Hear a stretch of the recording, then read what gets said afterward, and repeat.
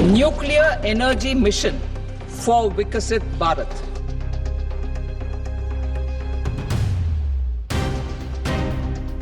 Active partnership with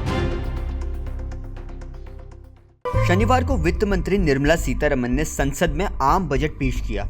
इस budget में नए टैक्स रिजीम में मिडिल क्लास को राहत देने वाले कई बदलाव किए गए। साथ ही अब नए इनकम टैक्स कानून के लाने की बात भी कह दी गई है।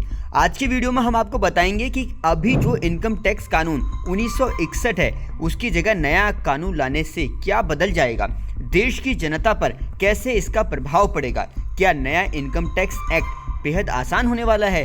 इस टाइमलाइन से समझिए नए इनकम टैक्स कानून में संभावित बदलाव क्या हो सकते हैं। आईटी कानून को आसान भाषा में लिखा जा सकता है ताकि आम लोगों को समझने में आसानी हो।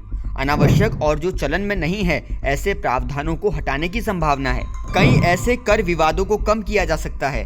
टैक्स पेयर के लिए नियमों को आसान बनाया जा सकता है। सुधार बदलावों के लिए जनता से 6500 सुझाव इकट्ठा किए गए हैं। मौजूदा समय में दो तरह की टैक्स रिजीम है, यानी नई आयकर व्यवस्था कहती है अगर 3 लाख तक की कमाई है तो कोई टैक्स नहीं देना है। 3 से 7 लाख तक की कमाई पर 5% का टैक्स देना है। 7 से 10 लाख तक की कमाई पर 10% का टैक्स देना होगा। 10 से 12 लाख तक की कमाई पर 15% टैक्स देना होता है। 12 से 15 लाख तक की कमाई पर 20% टैक्स देना होता है और 15 लाख से अधिक कमाई पर 30% का टैक्स देना होता है। लेकिन ओल्ड टैक्स रिजीम यानी पुरानी आयकर व्यवस्था के मुताबिक 2.5 लाख तक की कमाई पर कोई टैक्स नहीं देना होता है।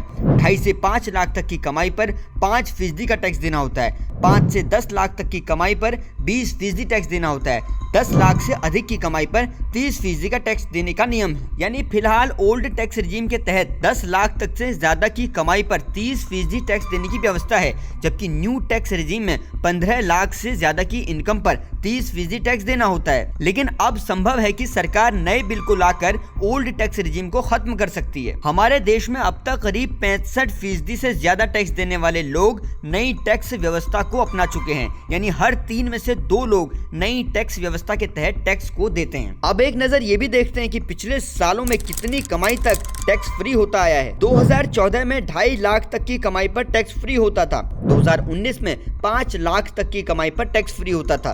2023 में 7 लाख तक की कमाई पर टैक्स फ्री और 2025 में 12 लाख तक की कमाई पर टैक्स फ्री होता है। चलिए अब ये समझते हैं कि नए टैक्स स्लैब के हिसाब से कितना टैक्स आपको चुकाना होगा। अगर 12 लाख की कमाई है तो कोई टैक्स नहीं देना होगा। 12 से 16 लाख की कमाई पर 15% इनकम टैक्स देना होगा। 16 से 20 लाख की कमाई पर 20% टैक्स देना होगा। 20 से 24 लाख तक की कमाई पर 25% टैक्स देना होगा और 24 लाख से ज्यादा की कमाई पर 30% टैक्स देना होगा। एक नजर ये भी समझते हैं कि इस आम बजट में क्या ऐलान हुआ है। जैसे कैंसर की दवाओं के सस्ते होने की बात है, इनकम टैक्स फाइलिंग की सीमा को 2 साल से बढ़ाकर 4 साल करने की बात है। अगले 6 साल तक मसूर जैसी दालों की पैदावार बढ़ाने पर फोकस होगा। किसान क्रेडिट कार्ड पर कर्ज की लिमिट 3 लाख से बढ़ाकर 5 लाख होगी। बिहार में मखाना बोर्ड बनेगा, इससे छोटे किसानों और व्यापारियों को फायदा मिलेगा।